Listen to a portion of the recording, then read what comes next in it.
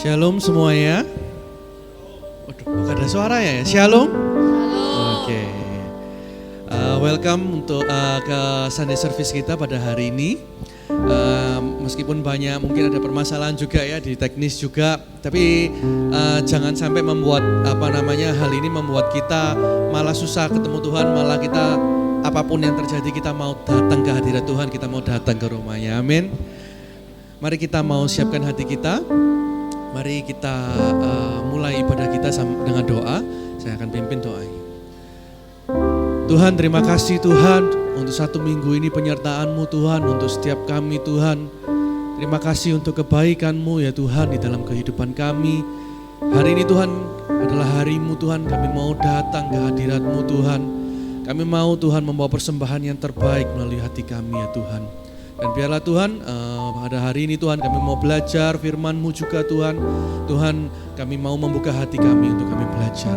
Terima kasih Tuhan, kami mau siapkan hati kami untuk kami memulai ibadah kami pada pagi hari ini. Dalam nama Tuhan Yesus kami berdoa dan mengucap syukur.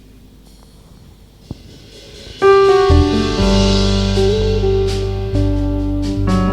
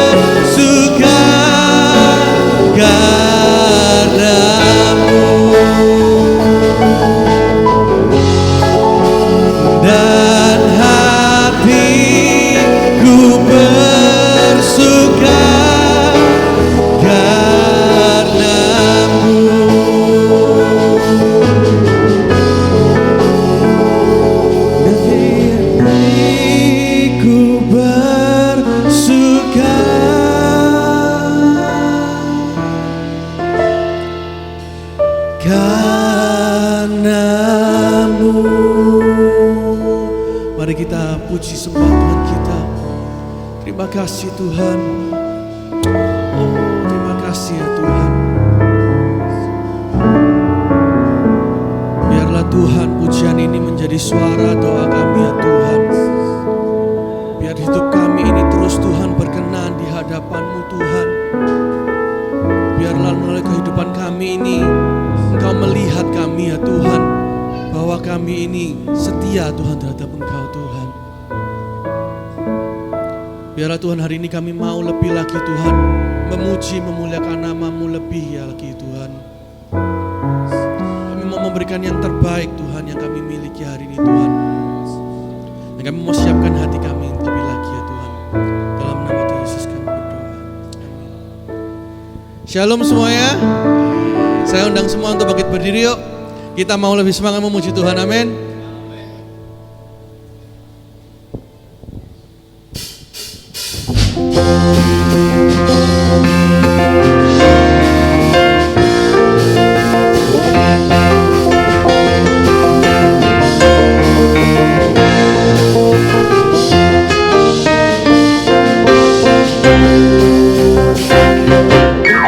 Dengarkanlah suara nafiri memanggil semua umatnya, seluruh penjuru bumi datang untuk menyembahnya.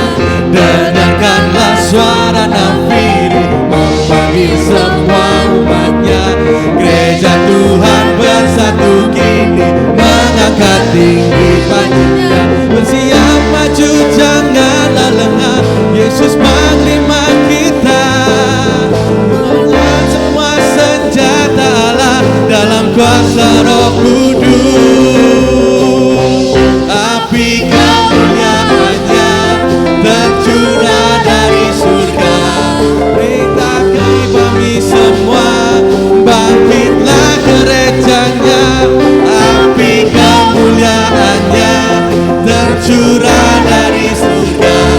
Penuhi bahwa Yesuslah Tuhan segala raja.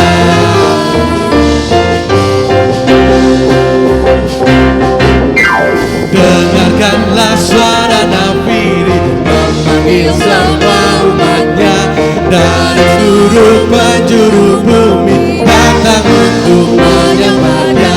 Dengarkanlah suara nafiri memanggil semua umatnya, gereja Tuhan bersatu kini mengangkat tinggi panjangnya. Bersiap maju janganlah lengah, Yesus panglima kita. Gunakan semua senjata Allah dalam kuasa Roh Kudus. Api kemuliaannya tercurah dari surga. Penuhi kami semua, bangkitlah gerejanya. Api kemuliaannya tercurah dari surga. Bertingkat pada dunia bahwa Yesuslah Raja.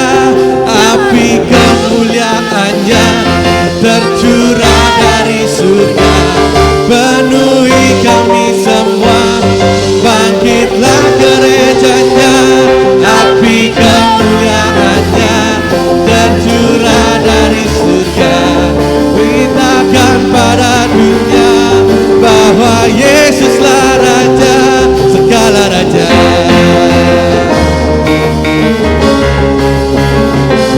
Segala raja.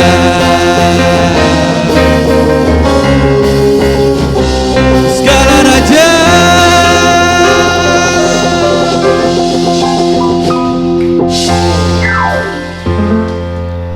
Mari kita mau siapkan hati kita untuk kita mau mendengarkan firman.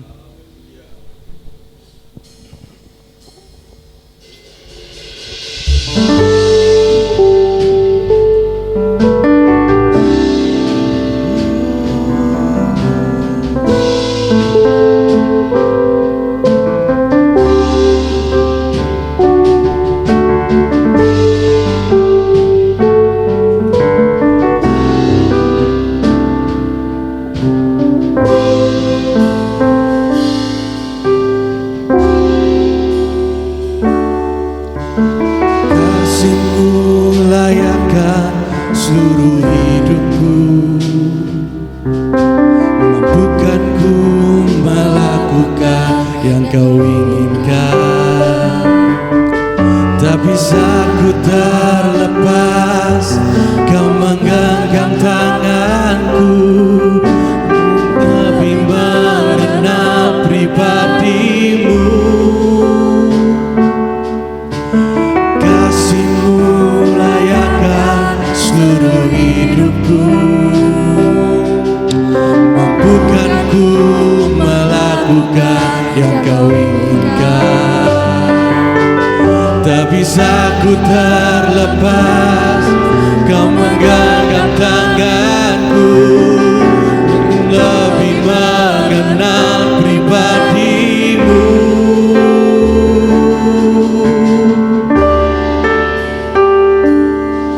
Ku terhubung denganmu, selalu melekati hatiku. Firman-Mu itulah dasar hidupku, yang berdaulat atasku.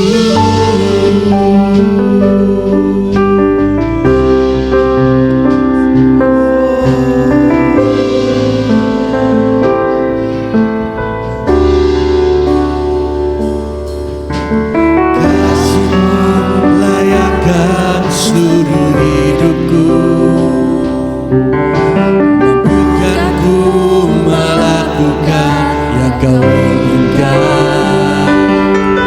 Tak bisa ku terlepas, kau menggenggam tanganku, ingin lebih mengenal pribadimu.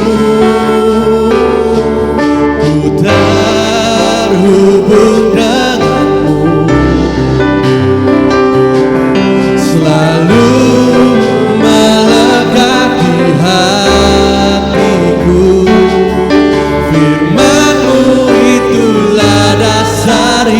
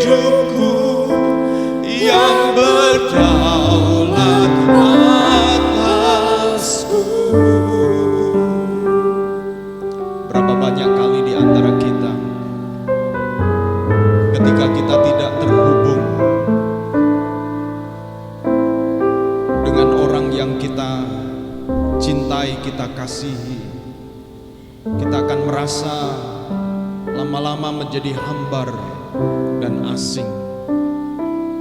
Demikian juga Tuhan, kita perlu terhubung dengan Dia supaya Engkau mengerti kehendak-Nya, supaya Engkau mengerti hati-Nya, supaya Engkau juga mengerti bahwa Dia mengasihi kita apa adanya. Dan itu sebabnya firman-Nya menjadi firman yang berkuasa ketika kita benar-benar terhubung. Karena di dalamnya kita akan merasa aman, merasa percaya. Itu sebabnya sekali lagi mari kita terhubung, membuka hati kita, izinkan Roh Kudus sekali lagi menghampiri kita di dalam kelembutan dan di dalam kerendahan hati kita masing-masing. Haleluya, haleluya. Amin, haleluya, haleluya. Terima kasih Tuhan, terima kasih Tuhan.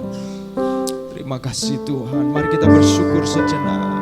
Terima kasih Tuhan, terima kasih Tuhan, terima kasih Tuhan. Terima kasih Tuhan, terima kasih Tuhan. Terima kasih Tuhan buat hidup ini Tuhan. Terima kasih Tuhan buat kasih-Mu Tuhan. Terima kasih buat berkat-Mu Tuhan.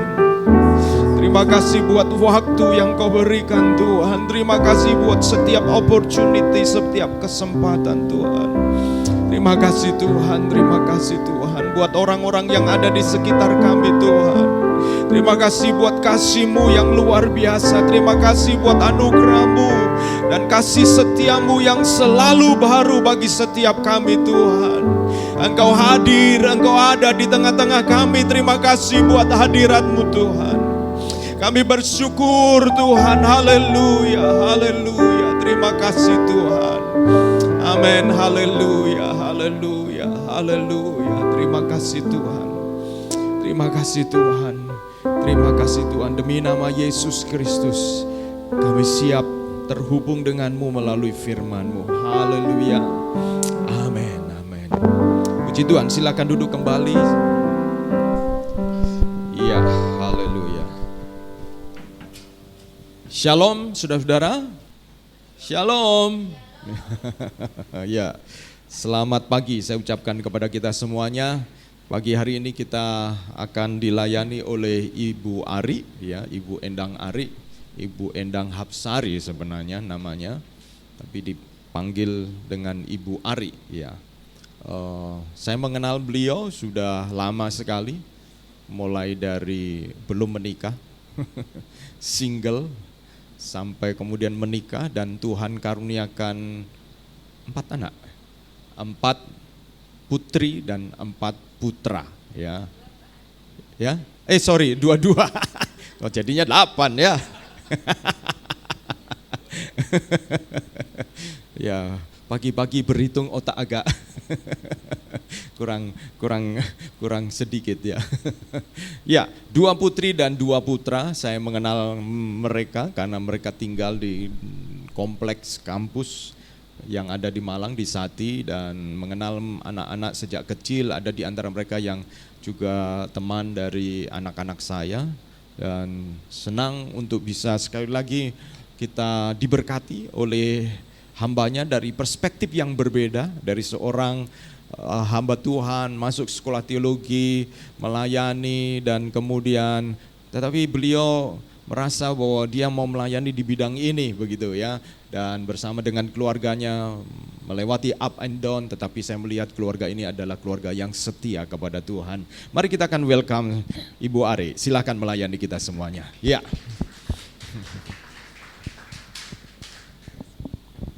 Shalom, apa kabar Bapak Ibu Saudara? Waduh, sepi ya. Bagaimana kabarnya, masih semangat? Puji Tuhan, kemarin habis camping mungkin masih capek. Ya, tapi hari ini kita tetap ada kesempatan beribadah bersama-sama, itu kesempatan yang baik. Karena Tuhan pasti punya berkat tersendiri setiap hari ketika kita ada kesempatan untuk datang berkumpul bersama-sama, mau menyembah Tuhan.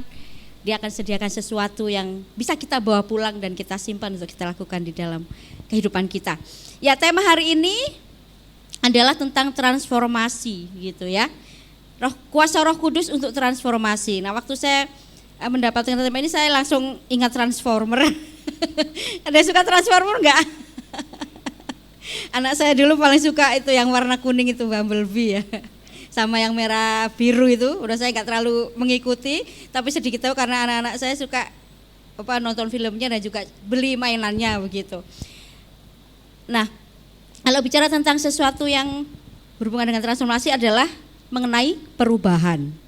Nah, perubahan itu biasanya sesuatu yang dari apa langsung seperti berbalik dan menjadi sesuatu yang sangat berbeda. Ya, biasanya ini dihubungkan dengan hal-hal yang spektakuler begitu transformasi itu ya. Nah, tapi tema kita ini dihubungkan dengan Kisah Para Rasul 1 ayat 8. Apa itu hubungannya antara transformasi dengan ini kan ayat yang ditujukan kepada murid-murid untuk mereka itu menunggu janji Tuhan dulu sebelum akhirnya nanti mereka melayani gitu ya di situasi-situasi itu. Baik, kalau transformasi sendiri ini sebenarnya kalau kita mau mencari definisinya secara mungkin sederhananya, perubahan yang terjadi pada seseorang atau suatu hal. Jadi bukan melulu kepada manusia gitu atau makhluk hidup bukan, tetapi untuk hal apa saja dalam seluruh kehidupan itu pasti mengalami perubahan, mengalami transformasi gitu ya. Dan ternyata tidak hanya melulu di hal-hal yang besar dan spektakuler, hal kecil pun bisa ada perubahan-perubahan dan perlu penyesuaian untuk semua itu. Biasanya transformasi melahirkan sesuatu yang benar-benar berbeda dari wujud asalnya. Itu ya. Ya seperti kalau kita ngomong transformer tadi, ya, mobil menjadi robot itu kan berbeda sekali begitu ya. Walaupun bahannya itu sebenarnya sama ya. Yang bergerak di situ ya sama, berubah wujud dan berubah fungsi. Nah, saya berikan contohnya itu di sini adalah kupu-kupu. Ya. Kupu-kupu itu dari ulat yang mungkin kita geli gitu ya, pasti menghindari, apalagi kalau ibu-ibu biasanya itu pasti paling geli gitu ya. Kalau di rumah ada atau di bunga-bunganya ada, paling rempong sudah, tidak mau ada ulat di sana. Tapi kalau sudah lihat kupu-kupu, wah cantik ya, indah gitu. Padahal itu asalnya dari sesuatu yang menjijikkan menurut kita. Jadi berubah dari sesuatu yang tidak baik menjadi sangat baik, sesuatu yang biasa menjadi luar biasa, yang standar-standar saja menjadi super, atau yang normal-normal saja menjadi istimewa. Itu nampaknya kita pahami mengenai sebuah transformasi. Ya, kalau istilah kupu-kupu sih memang lebih tepatnya biasanya kita bilang metamorfosis ya, begitu ya. Nah, sekarang kita mau melihat dalam hubungannya dengan kehidupan para murid yang diambil ayat dari Kisah Para Rasul 1 ayat 8. Coba saya akan bacakan dulu ayat tema kita hari ini. Tetapi kamu akan menerima kuasa kalau Roh Kudus turun ke atas kamu, dan kamu akan menjadi saksiku di Yerusalem dan di seluruh Yudea dan Samaria dan sampai ke ujung bumi. Itu ayat pesan yang disampaikan ketika Tuhan Yesus baru naik ke surga dan murid-murid dalam situasi waktu itu mungkin mulai kembali bingung. Kita coba merefresh ya kisah ketika kebangkitan Tuhan Yesus sampai kepada peristiwa di sini. Pesan tentang kuasa yang akan diberikan kepada murid-murid. Waktu Tuhan Yesus disalib, kemudian mati dan dikuburkan, murid-murid ketakutan, kita tahu mereka kabur semua, bersembunyi karena tidak mau juga ditangkap, begitu kan? Bahkan ketika mereka mendapat kabar Yesus sudah bangkit pun, itu belum membuat semuanya menjadi normal. Karena mereka juga dikejar-kejar gitu kan oleh para imam-imam, dia dianggap sebagai orang yang ini kelompok sesat begitu ya. Mereka masih kacau walaupun ada pengharapan ketika Yesus sudah bangkit dan mereka diyakinkan dengan pertemuan-pertemuan yang dilakukan oleh Tuhan Yesus dengan para murid waktu itu. Mereka masih dalam keadaan ya begitu ya, walaupun ada harapan baru dan kemudian bangkit. Oh benar-benar Yesus ini sudah bisa mengalahkan maut, dia pasti jadi raja yang hebat. Karena bayangan mereka, Yesus akan mendirikan lagi kerajaan Israel secara fisik pada masa itu. Karena mereka sedang dijajah oleh Romawi. Ketika itu mungkin udah mulai mereda setelah 40 hari ya bersama-sama begitu kan. Yesus menampakkan diri, membuat mujizat lagi di antara mereka, mulai tenang. Tiba-tiba Yesus harus terangkat. Loh, apa ini? Bagaimana kami kalau Yesus tidak ada? Di depan mata mereka, Yesus terangkat ke surga. Yesus kembali ke rumah Bapa. Lalu kami bagaimana? Mereka harus menghadapi sesuatu yang baru lagi yang sama sekali tidak mereka pikirkan. Tetapi Yesus memberikan satu pesan luar biasa ini. Kamu akan menerima kuasa kalau Roh Kudus turun ke atas kamu untuk menjadi saksi. Ini mereka terima tapi mungkin mereka belum bisa mencerna juga ini apa sebenarnya. Tapi mereka taat. Mereka menunggu, mereka berdoa dan sampai kemudian terjadilah pencurahan Roh Kudus. Dan disitulah yang dinamakan transformasi itu terjadi. Ketika Roh Kudus turun, mereka yang ketakutan dan kebingungan mempunyai seperti ada tenaga luar biasa yang mendorong mereka untuk mengatakan Yesus itu siapa. Waktu itu saya ingat pernah Pak Gatut, Bapak Ibu mungkin mengenal beliau ya, Pak Gatut yang sebelum Pak Agus adalah rektor kami di Sati, ketua sekolah. Beliau mengatakan begini, hari Pentakosta itu adalah hari pertama menyatakan Yesus kepada seluruh bangsa. Karena yang datang dari Pentakosta itu adalah orang-orang dari seluruh dunia, orang-orang Yahudi yang kembali untuk merayakan Pentakosta, hari raya mereka sebenarnya mereka di sana ya, di Israel ya. Semua mendengar, orang Yahudi yang pergi merantau kemana-mana di seluruh dunia ini mendengar cerita tentang Yesus. Hari pertama Pentakosta terjadi, pencurahan itu terjadi, disitulah seluruh bumi sudah mendengar tentang siapa Yesus, walaupun di satu tempat yang sama. Dan dilakukan oleh siapa?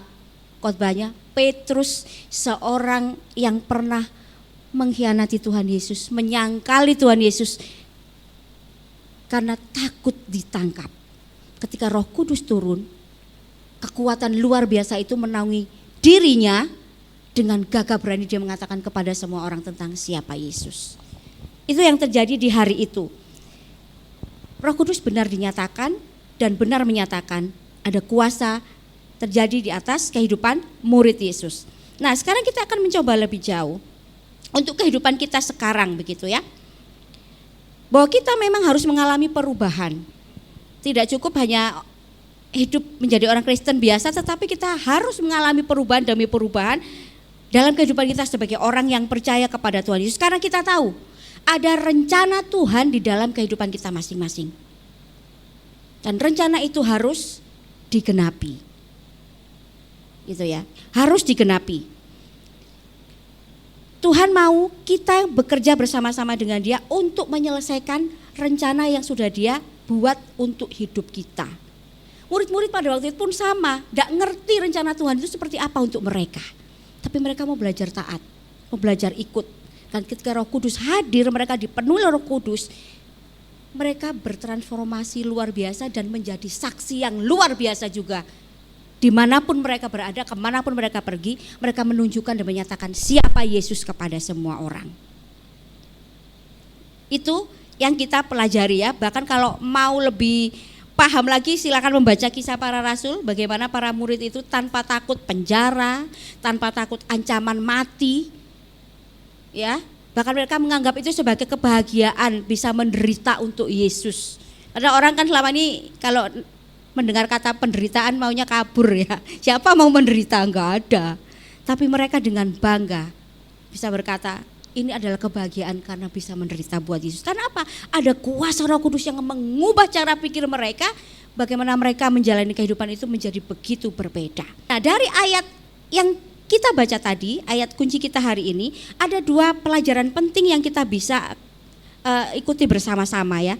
Saya hanya mengambil dari dua kata. Kata kuasa yang pertama, itu dari kata dunamin, itu dunamos, yang kalau kita di Indonesia mengenal kata dinamit. Nah, kalau dengar dinamit, bayangannya apa? Meledak gitu ya. Ada ledakan karena ada kekuatan di sana. Jadi kata yang dipakai adalah kata ini, yang memberikan makna itu ya, kuasa yang khusus, istimewa, supranatural dan punya otoritas. Jadi kehadiran Roh Kudus itu memberi penghiburan buat murid-murid dan berikan penyertaan untuk mereka karena ada kuasa kekuatan yang menyertai. Dan itu pun sama untuk kita, kuasa yang sama itu ada untuk kita. Kuasa itu melengkapi mereka dan juga kita hari ini dalam semua aspek kehidupan kita. Biasanya kalau kita berbicara minta urapan Roh Kudus itu pasti perlu karunia-karunia roh. gitu ya, untuk kita melayani, untuk memperkuat gereja Tuhan, untuk menjadi saksi bagi banyak orang di sekitar kita, dan gereja akan terus bertumbuh. Itu yang memang diharapkan. Untuk itulah kuasa Roh Kudus diberikan. Untuk itulah Roh Kudus turun. Karena Yesus secara fisik tidak lagi bersama-sama dengan murid-muridnya.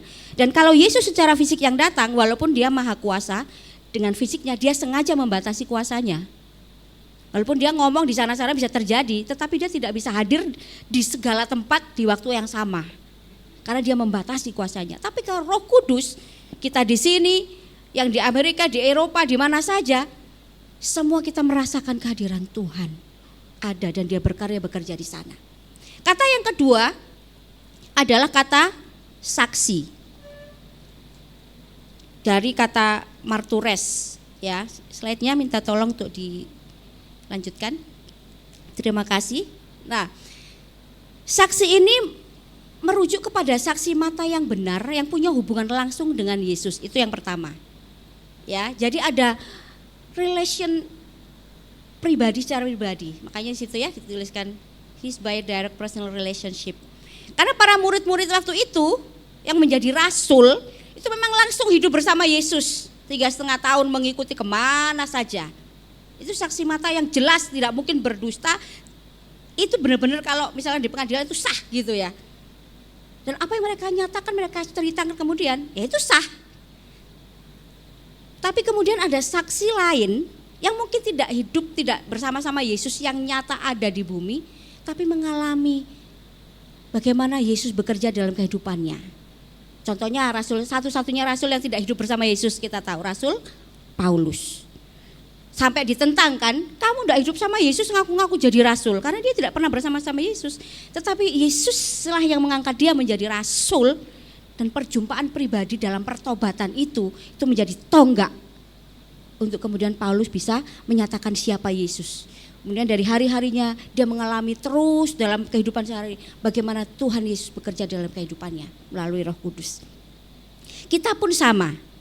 Kita tidak hidup dengan Yesus di zaman abad pertama secara Yesus secara fisik, tetapi kita merasakan bahwa Yesus bekerja di dalam kehidupan kita. Amin. Coba kita pikirkan pengalaman pertobatan kita masing-masing.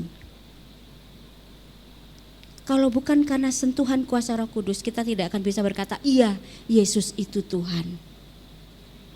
Ada mungkin yang cepat prosesnya, sekali datang KKR langsung bertobat, bisa. Tapi ada mungkin perlu bertahun-tahun belajar, meyakinkan diri, minta tanda ini dan itu sebagainya kepada Tuhan, untuk akhirnya bisa berkata, ya Yesuslah juru selamat satu-satunya buat manusia. Tapi itu semua adalah kuasa Roh Kudus, dan itu merupakan proses pengalaman kehidupan kita untuk melihat kuasa Tuhan nyata buat kita semua. Dan kita layak menjadi saksi yang benar buat Tuhan dimanapun kita berada. Nah, mari kita lanjutkan. 2 kata kunci ini membawa kita kemana gitu ya. Kita harus sadar bahwa orang Kristen mau tidak mau, setuju tidak setuju, dia akan menjadi saksi Tuhan. Ya. Kita tidak bisa memilih, kamu aja lah yang jadi saksi Tuhan Yesus, aku enggak usah. Tidak bisa. Kalau kita sudah mengatakan aku anaknya Tuhan Yesus, dimanapun kita pergi, orang tahu kita Kristen, itu sudah otomatis langsung Kristus yang harus terlihat dari kehidupan kita. Tetapi untuk menjadi saksi yang benar itu tidak gampang. Setuju dengan saya? Menjadi saksi mudah, tapi menjadi saksi yang benar itu tidak mudah. Kita tidak bisa merubah kehidupan kita dengan mudah juga. Perlu proses yang panjang dan perlu tuntunan Roh Kudus untuk kita bisa berubah. Apa yang terjadi kepada murid-murid Yesus, perubahan-perubahan yang mereka alami, akhirnya adalah mengarah kepada kekekalan. Perjuangan mereka kemudian setelah Roh Kudus dicurahkan dan Roh Kudus hadir dalam hidup mereka adalah perjuangan untuk membawa jiwa pada hidup yang kekal. Kita pun dituntut yang sama, bahwa perubahan yang terjadi dalam hidup kita seharusnya membawa dampak sampai kepada kekekalan untuk diri kita sendiri dan juga untuk orang yang kita beritahu, kita berikan cerita, kita berikan kesaksian tentang siapa Tuhan Yesus dalam kehidupan kita. Yohanes 14:25-26. Semuanya itu kukatakan kepadamu selagi aku berada bersama-sama dengan kamu. Tetapi penghibur, yaitu Roh Kudus yang akan diutus oleh Bapa dalam namaku, dialah yang akan mengajarkan segala sesuatu kepadamu dan akan mengingatkan kamu akan semua yang telah kukatakan kepadamu. Saya menggarisbawahi 2 frase di situ ya, mengajarkan segala sesuatu dan mengingatkan kamu. Itulah tugas Roh Kudus, sang penghibur dalam kehidupan kita. Kita ini manusia yang lemah, gitu ya, mudah sekali lupa, mudah sekali ingkar, mudah sekali kecewa, mudah sekali marah, dan banyak hal yang tidak baik terjadi membuat kita mungkin juga menjadi negatif juga gitu ya. Tetapi Roh Kudus ini ketika dia datang, dia akan menolong kita untuk selalu ingat apa saja yang pernah Yesus ajarkan tentang hal-hal yang harus kita lakukan di dalam kehidupan kita sebagai anak-anaknya, sebagai murid-muridnya, bahkan sebagai pelayan-pelayannya juga.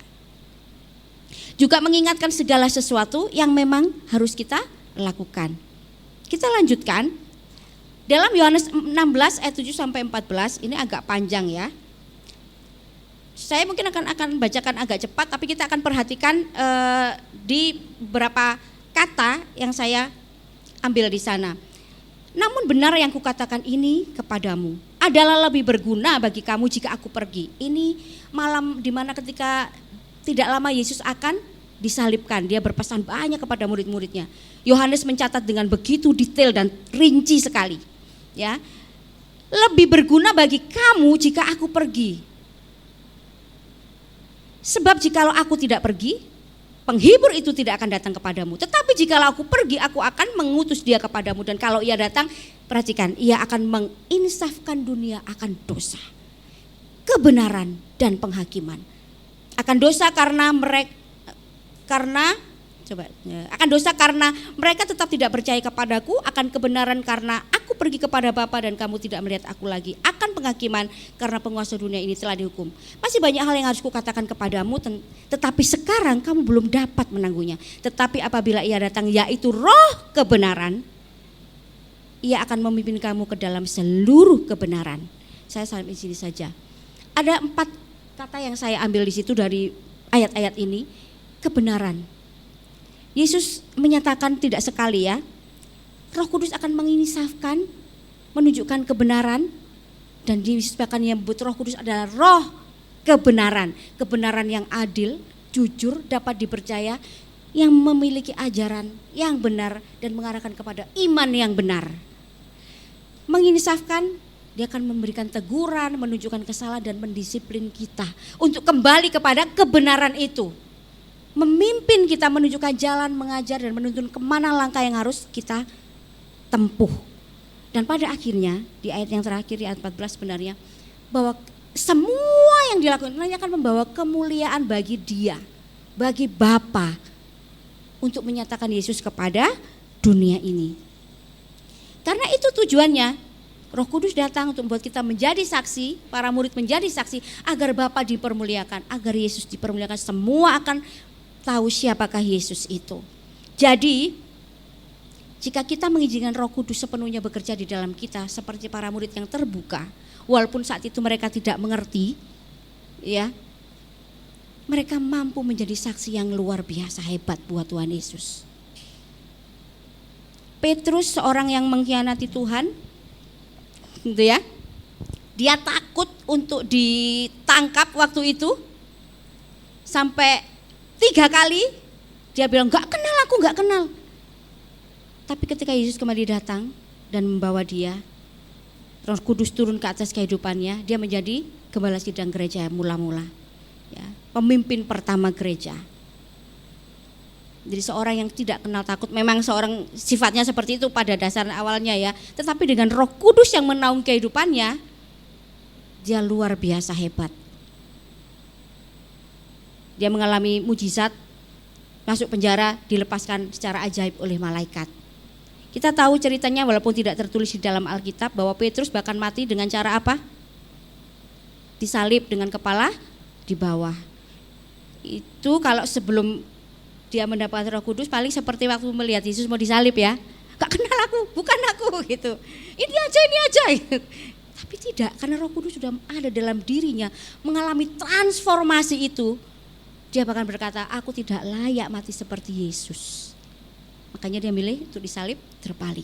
Paulus, seorang yang begitu membenci Yesus, membenci murid-murid Yesus yang mengatakan ajaran Tuhan ini sesat.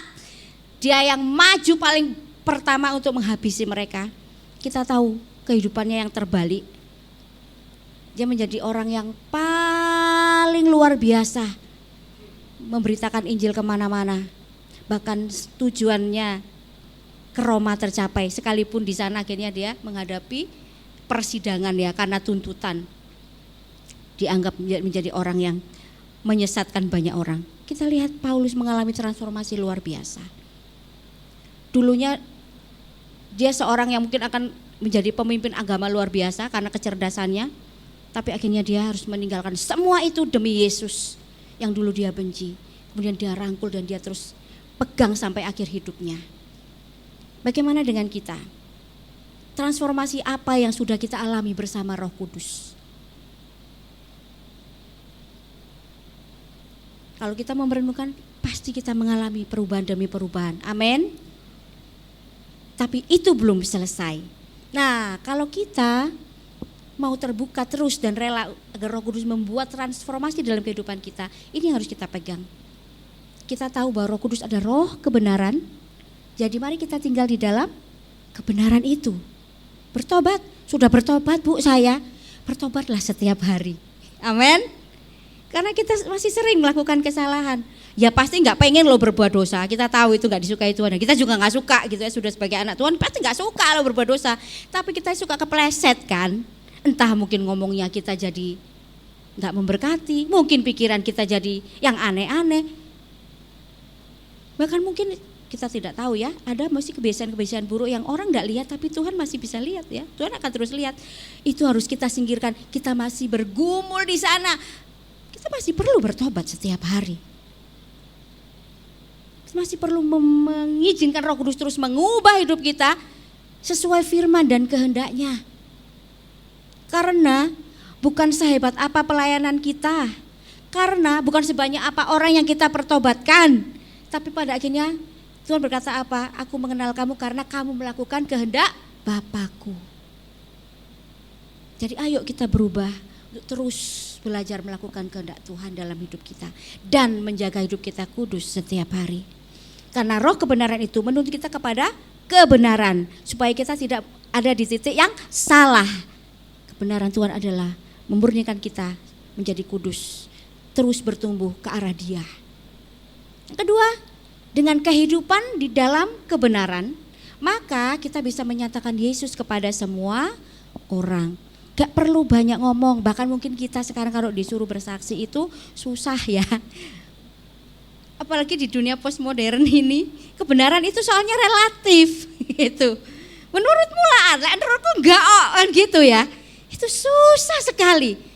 Tapi kalau kita bisa menyatakan Yesus melalui kehidupan kita, mungkin kita ngomongnya cuma 1, 2, 3, gak usah banyak-banyak, orang langsung luar biasa. Kalau Tuhannya gak bener gak akan kayak gini nih orang. Begitu. Baru tadi malam saya terima di grup WA, saya gak tahu itu sepertinya dari grup alumni Sati ya. Ada orang suka biasa banyak posting-posting apa, tapi saya jarang lihat. Pas itu saya buka di galeri saya, sebenarnya hanya untuk mau hapus-hapus gitulah, terlalu banyak yang masuk begitu ya. Itu ada video terjadi lagi gereja diresolusi. Nah, Bapak Ibu kita di sini masih bebas memuji Tuhan tanpa hambatan dan halangan. Tapi ada banyak saudara-saudara kita yang mengalami tantangan hari-hari ini. Kalau mereka tidak punya transformasi bersama Roh Kudus, mereka tidak akan kuat iman untuk menghadapi itu.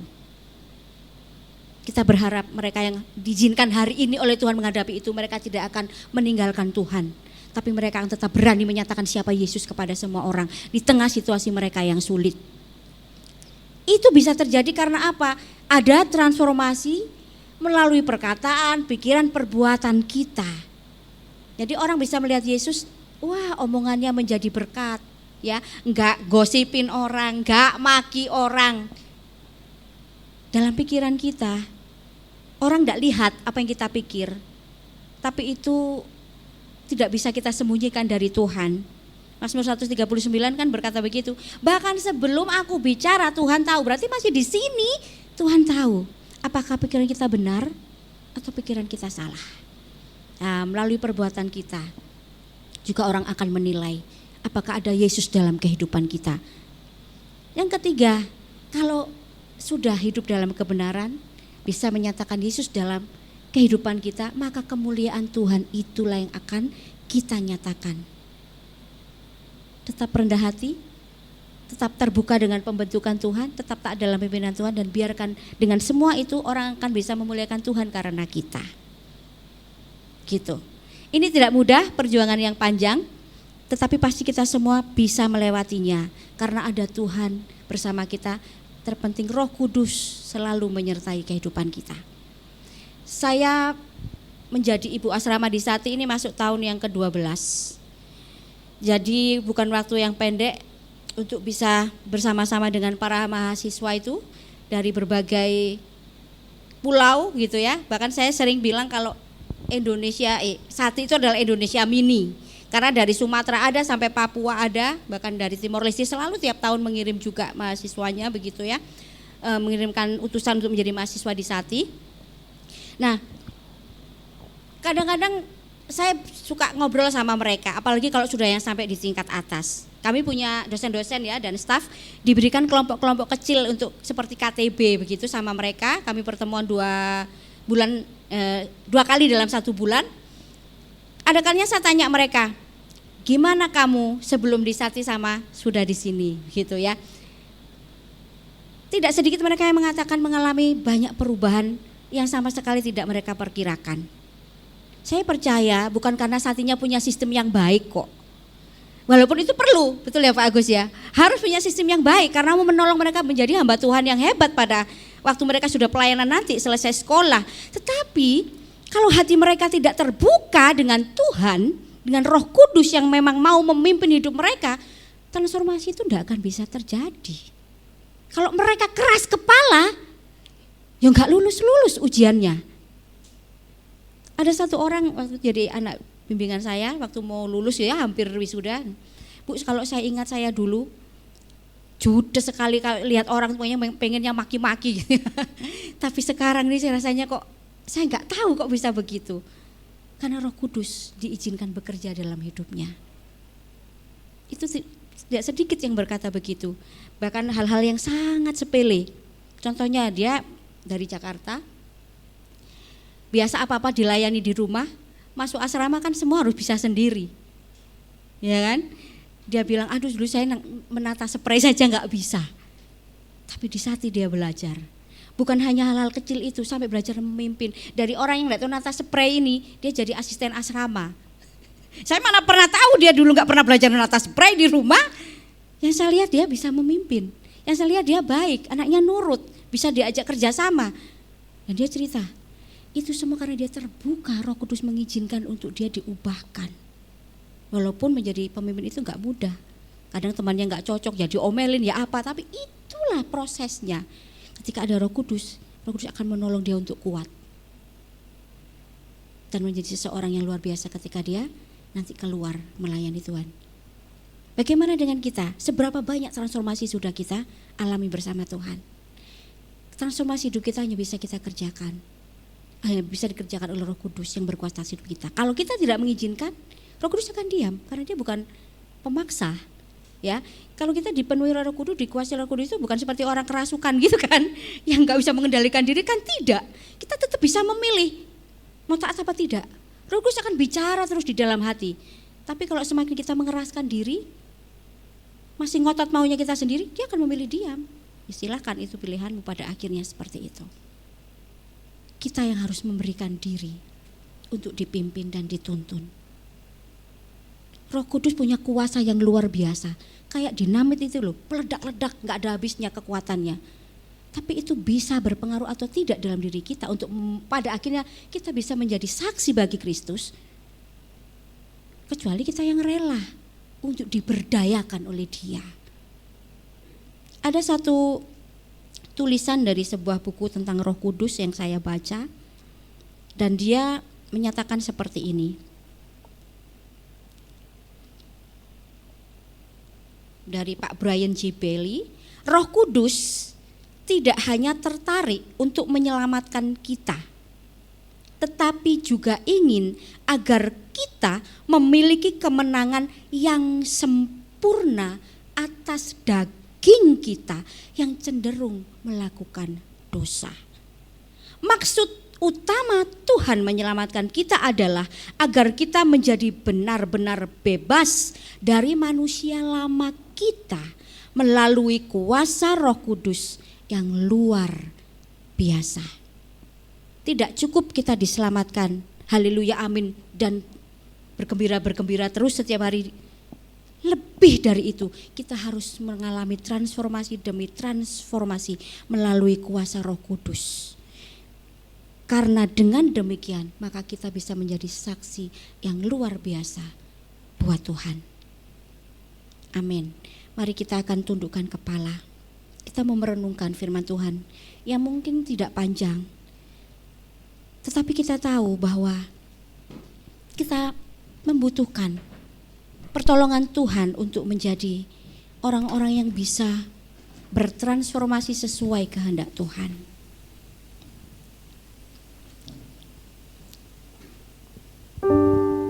Kalau kita merenungkan masing-masing kehidupan kita, mungkin ada di antara kita yang berkata, benar ya, aku dulu seorang yang pemarah. Tapi waktu berulang kali aku mendengar di dalam hatiku Roh Kudus mengingatkan, tahan, untuk apa kamu marah? Kenapa begitu saja marah? Kita mencoba mengikuti, taat. Kita menjadi seorang yang lebih ramah dan mudah memaafkan. Mungkin di antara kita dulu ada orang yang pesimis. Apa-apa salah, apa-apa tidak bisa, apa-apa kayaknya jalan buntu. Tapi terus Roh Kudus mengingatkan dalam hati kita dan Dia berbicara, selalu ada harapan, pasti ada jalan keluar, Tuhan tidak tinggalkan.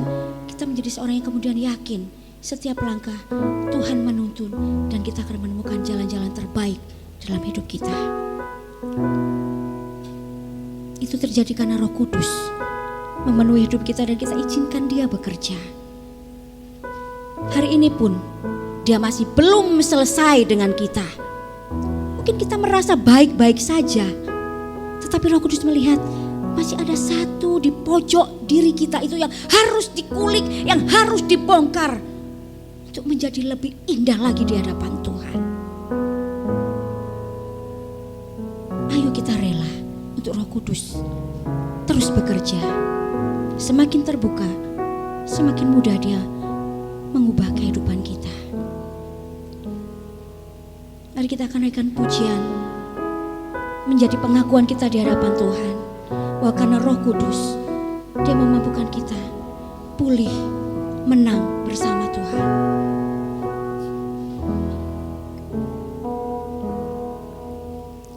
Roh-Mu yang hidup penuhiku, mengalir dalamku,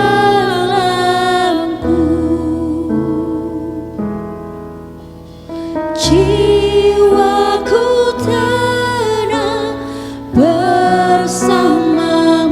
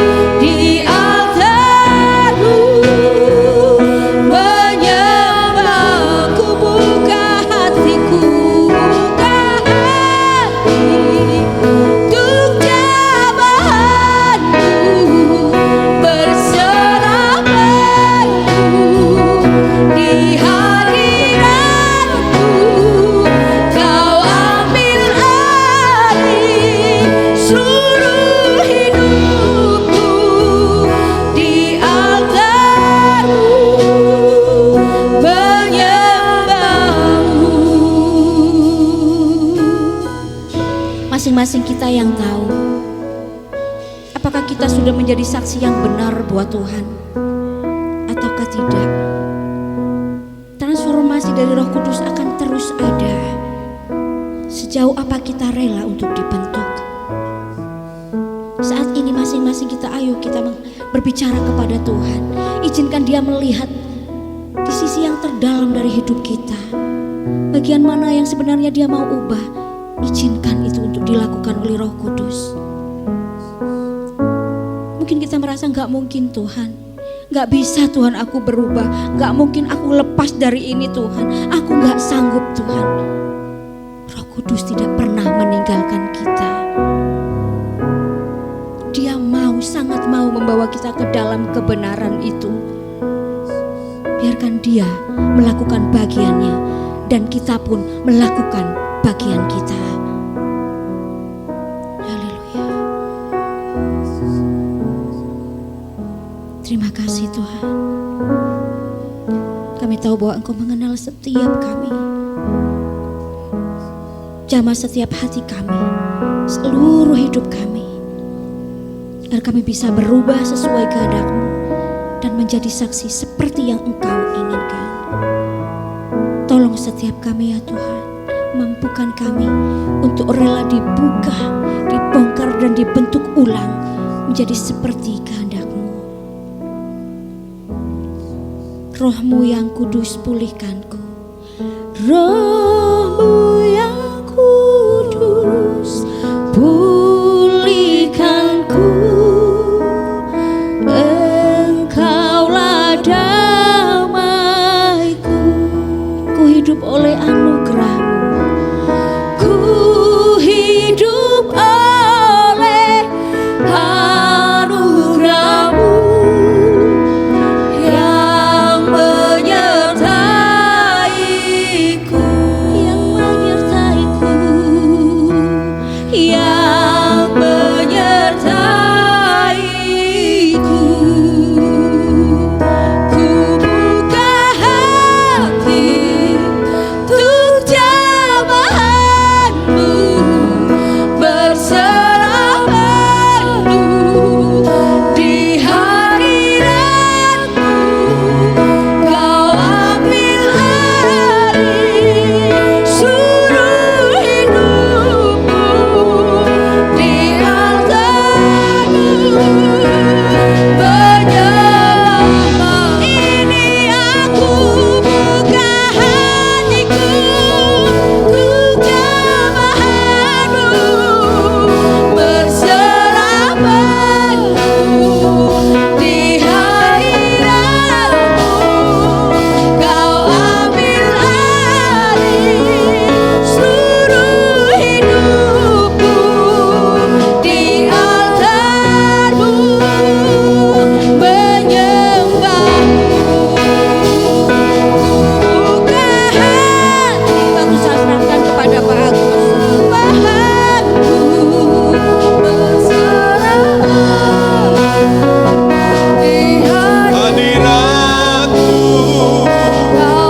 ambil alih seluruh hidupku di altar-Mu, menyembah-Mu di altar-Mu, menyembah-Mu.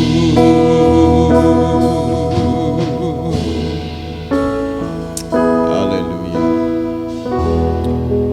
Saudaraku, kita bukan hanya diselamatkan, tetapi rancangan keselamatan adalah setiap saudara dan saya menjadi semakin serupa dengan Kristus. Dan keserupaan itu tidak mungkin terjadi kalau kita tidak menjadi saksi di tengah-tengah dunia ini.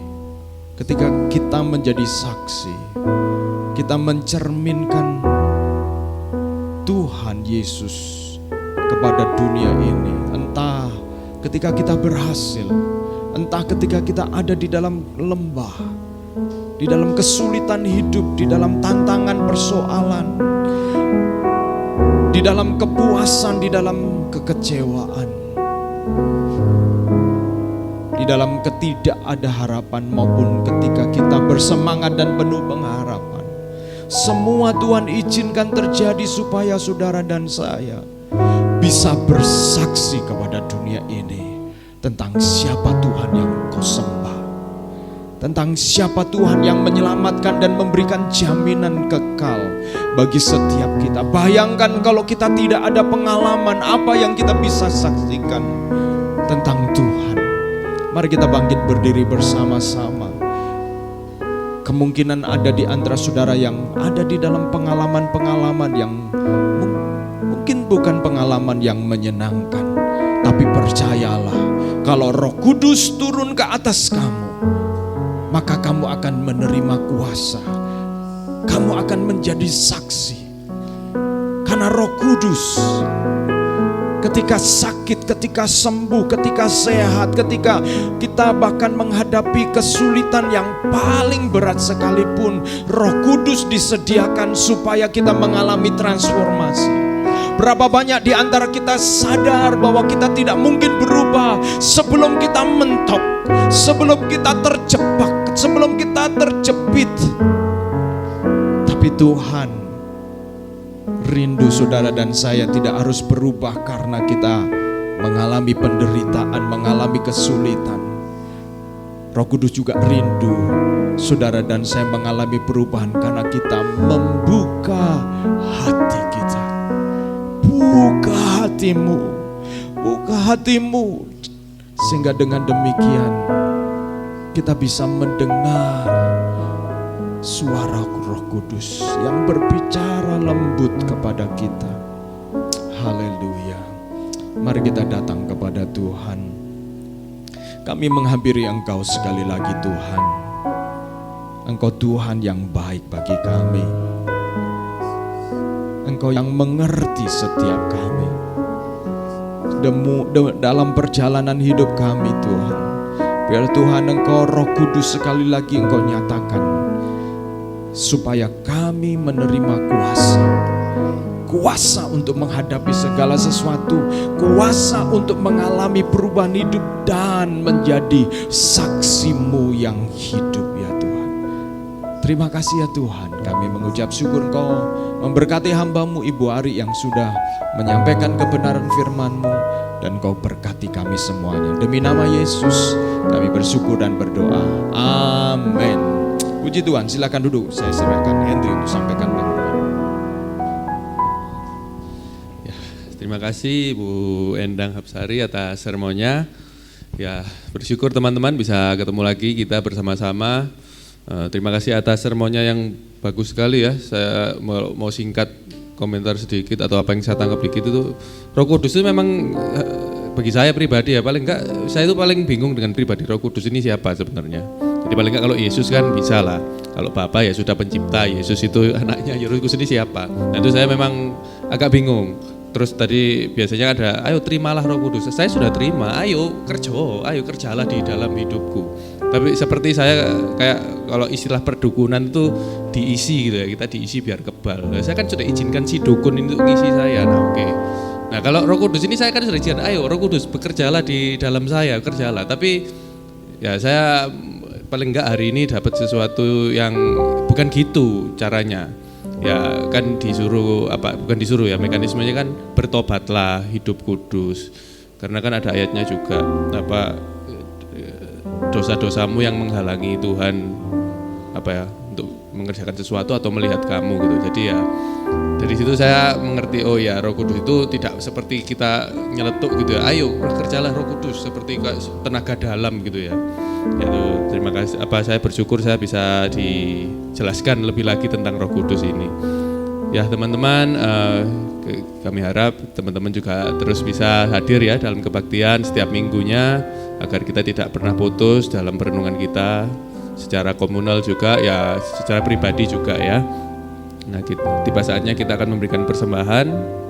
Mari kita berdoa sekali lagi sebelum kita memberikan persembahan. Tuhan, terima kasih atas hari ini, atas waktu yang Kau sediakan bagi kami, dan rekan-rekan seiman yang bisa saling menguatkan hari ini juga hadir bersama-sama.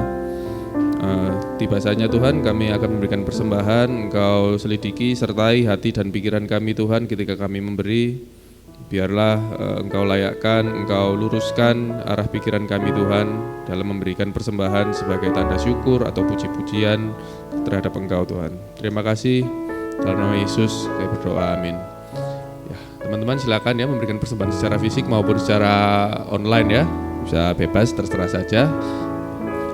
Ini saya akan bacakan sambil teman-teman memberikan persembahan ayat renungannya di 1 Petrus 3 ayat 11 dan 12. Ia harus menjauhi yang jahat dan melakukan yang baik. Ia harus mencari perdamaian dan berusaha mendapatkannya. Sebab mata Tuhan tertuju kepada orang-orang benar dan telinganya kepada permohonan mereka yang minta tolong. Tapi wajah Tuhan menentang orang-orang yang berbuat jahat. Ya, jadi kiranya teman-teman juga selidiki hati kita ya, apa kita ini mencari damai atau sedang menunggu damai. Jadi kita harus mencari dan berusaha teman-teman ya, supaya agar Tuhan tetap ada di dalam kita. Lalu untuk minggu ini ya, minggu lalu MOR sempat diliburkan karena Pak Agus ada kesibukan di Sati. Jadi minggu ini MOR secara online bisa dimulai lagi di hari Selasa teman-teman yang mau join ya. Kita berdoa bersama, mendoakan segala kebutuhan kita secara gereja maupun pribadi kita juga. Dan di KTB seperti biasa kita akan adakan hari Kamis ya, di Barat 1, Barat 2, dan di Timur. Jadi ada tempat masing-masing, bisa nanti di Instagram kita akan posting selalu. Lalu di KTB Family teman-teman, jadi KTB Family ini ya sebenarnya bebas ya untuk yang benar-benar family. Memang tapi kita adakan KTB Family ini untuk menjangkau apa ya, semacam kayak orang tua saya, orang tua kita semua yang mereka juga nggak datang kebaktian bersama kita gitu ya. Kan kita ini kan anak-anak dari mereka. Nah kita ini mau menjangkau rekan-rekan senior kita itu di KTB Family ini di hari Jumat. Jadi 2 minggu yang lalu itu di Citraland di Taman Internasional 1 F1 nomor 3 itu kayak Superindo seberangnya gitu ya. Ya itu ya di situ sementara masih di situ ya, nanti mungkin akan ada tempat kedua di agak yang tengah gitu ya supaya nggak terlalu masuk ya. Ya jadi itu sudah terjadi satu kali. Nah ini yang kedua kali di minggu ini ya, minggu depan maksudnya next Friday kami mengundang untuk teman-teman bisa boleh ajak orang tuanya ya yang mungkin belum bergereja. Kalau jujur kalau mama saya itu ya masih lompat-lompat lah ya, ikut apa kakak saya, cece saya gitu, cece saya yang pertama, kedua gitu. Jadi yang nggak benar-benar berkomunitas. Nah dia suka sekali paling nggak dengan komunitas ini ya. Kita undang ya teman-teman, silakan bebas saja. Mungkin kalau kalian mau menemani dulu orang tua kita ya nggak apa-apa gitu supaya mereka nggak awkward mungkin ya. Sebenarnya apa kita cukup kan di rumah saya kan rata-rata kenal saya, jadi harusnya nggak akan awkward gimana ya.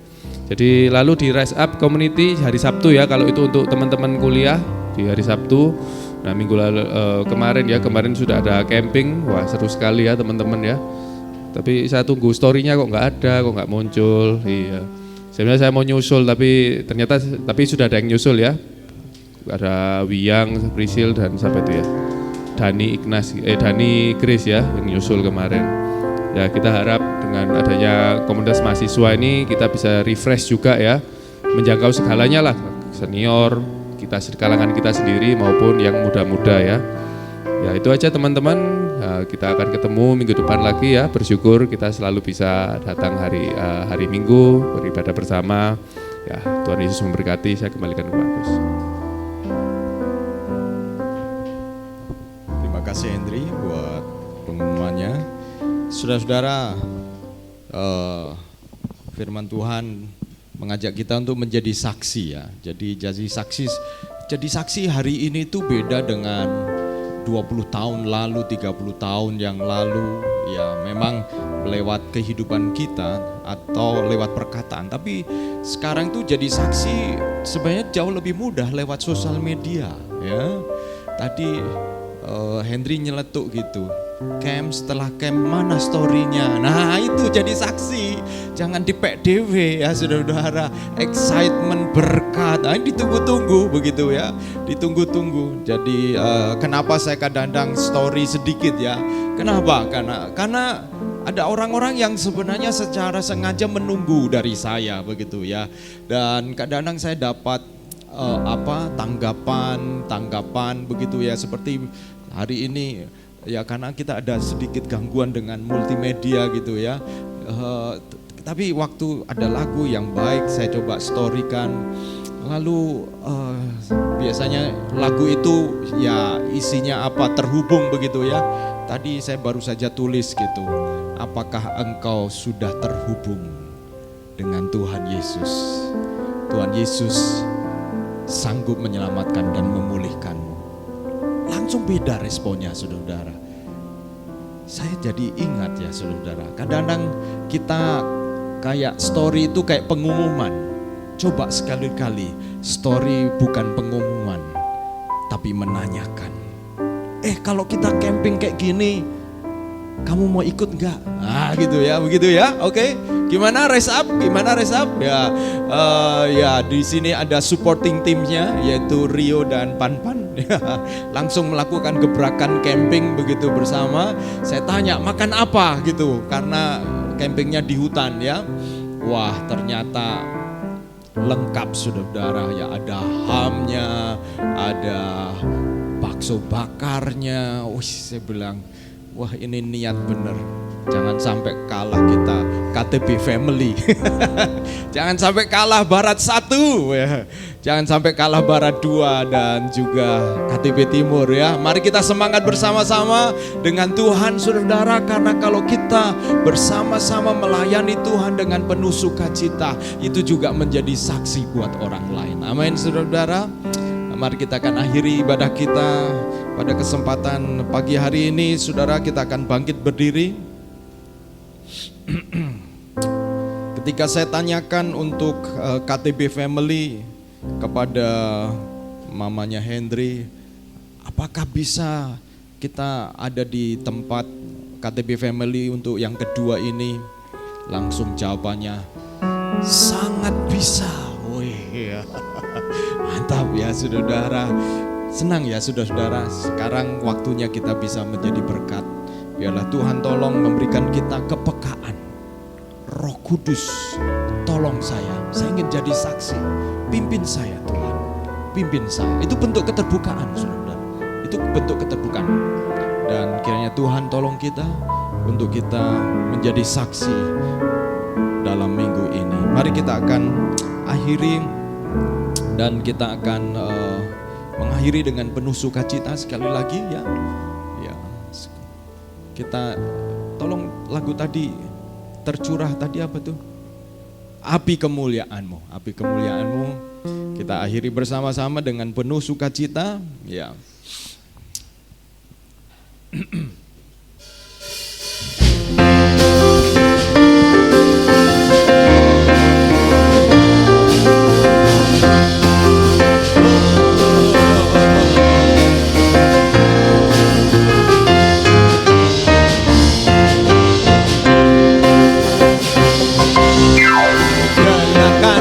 Suara nafiri memanggil semua umatnya, amin. Dari seluruh penjuru datang untuk menyembahnya. Dengarkanlah suara nafiri memanggil semua umatnya. Gereja Tuhan bersatu kini dan tinggi bajunya. Bersiap maju jangan kalah, Yesus panglima kita. Gunakan semesta Allah dengan bangsa Roh Kudus, amin. Api kemuliaannya tercurah dari surga. Amin. Bangkitkan gerejanya, api kemuliaannya tercurah dari surga. Beritakan pada dunia bahwa Yesuslah Raja, Gala Raja, Gala Raja, Gala Raja. Ya saudara, mari kita akan berdoa bersama-sama. Saya mengucapkan terima kasih karena dalam minggu ini ada di antara saudara-saudara yang waktu saya sampaikan, tolong doakan untuk acara Dies Natalis. Puji Tuhan semua berjalan dengan baik. Ada sekitar ada 275 yang hadir pada waktu Dies Natalis dan juga reuni yang ada. Dan saya melihat bagaimana Tuhan menolong. Memang sepanjang minggu itu cukup padat ya.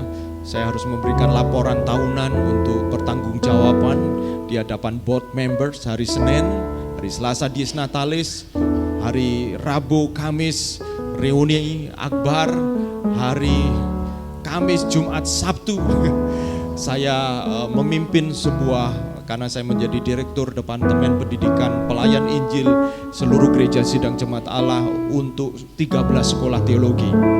Jadi kami mengumpulkan para pemimpin 13 sekolah teologi dan semua berjalan dengan sangat baik. Terima kasih buat saudara-saudara yang sudah mendoakan dan kami terus mendoakan saudara-saudara. Apa kesibukan saudara-saudara dalam minggu depan? Mari kita saling mendoakan di dalam moment of restoration. Tuhan menguatkan kita satu dengan yang lain. Mari kita datang kepada Tuhan dan mengakhiri ibadah kita di dalam doa bersama-sama. Saya minta tolong untuk David maju ke depan dan berdoa untuk penutup. Biarlah Tuhan pakai kita menjadi saksi. Tuhan pakai kita semuanya. Haleluya, haleluya. Mari kita berdoa. Bapa dalam kerajaan surga Tuhan, terima kasih Tuhan buat kasih setiamu. Terima kasih Tuhan untuk anugerah-Mu Tuhan dalam setiap kehidupan kami ini. Kami mengucap syukur Tuhan bila mana Engkau izinkan kami Tuhan untuk menjadi berkat Tuhan, untuk menjadi saksi-Mu Tuhan dalam setiap apapun yang kami perbuat Tuhan. Bapa, Engkau yang pakai kami Tuhan, para jemaat-Mu juga di SAF, para pelayan-Mu di SAF Tuhan. Engkau yang pakai Tuhan dalam setiap kehidupan kami semua Tuhan, dalam setiap pekerjaan kami, dalam setiap hubungan kami Tuhan dengan orang-orang di sekitar kami. Kiranya Tuhan melalui apa yang kami perbuat, apa yang kami ucapkan Tuhan, apa yang kami pikirkan Tuhan, kami dapat menjadi perpanjangan tangan Engkau Tuhan. Tuhan, Engkau yang urapi Tuhan masing-masing dari kami, semua Tuhan yang mungkin baik sekarang dalam keadaan sulit Tuhan, atau mungkin ada beban pikiran yang hamba-Mu khusus tidak tahu Tuhan, tapi Engkau yang mengurapi. Biarkan Tuhan roh itu terus menyala Tuhan, tetap dekat dengan Engkau Bapa. Terima kasih atas penyertaan-Mu Tuhan. Ini hidup kami serahkan kepada Engkau. Engkau yang selalu Tuhan menyempurnakan kami Tuhan. Jadi dalam nama Yesus kami ucap syukur dan doa. Saudaraku yang kekasih, angkatlah tanganmu dan terimalah berkat Tuhan. Tuhan menyinari engkau dengan wajah-Nya dan memberikan engkau kasih karunia. Tuhan menghadapkan wajah-Nya kepadamu dan memberikan engkau damai sejahtera. Ketika engkau ada di dalam damai sejahtera, tantangan sebesar apapun, engkau akan tetap tenang di dalam Tuhan. Diberkatilah rumah tanggamu, diberkatilah pekerjaanmu, diberkatilah hubungan-hubunganmu, bahkan diberkatilah keluargamu, diberkatilah masa depanmu, diberkatilah studimu, diberkatilah perjalananmu di dalam pengembangan apa yang Tuhan percayakan, pekerjaan, tanggung jawab, dan segala sesuatu yang kau kerjakan. Dan biarlah Tuhan menjadikannya itu berkat yang melimpah atas hidupmu. Dan terimalah damai sejahtera dari Allah Bapa serta kasih sayang dari Tuhan Yesus Kristus yang tidak pernah habis-habisnya, dan persekutuan, kasih sayang, dan penghiburan oleh karena Roh Kudus menyertai engkau dan saya mulai hari ini sampai Yesus datang kali yang kedua menjemput setiap kita yang setia. Haleluya, amin, amin. Jadikan aku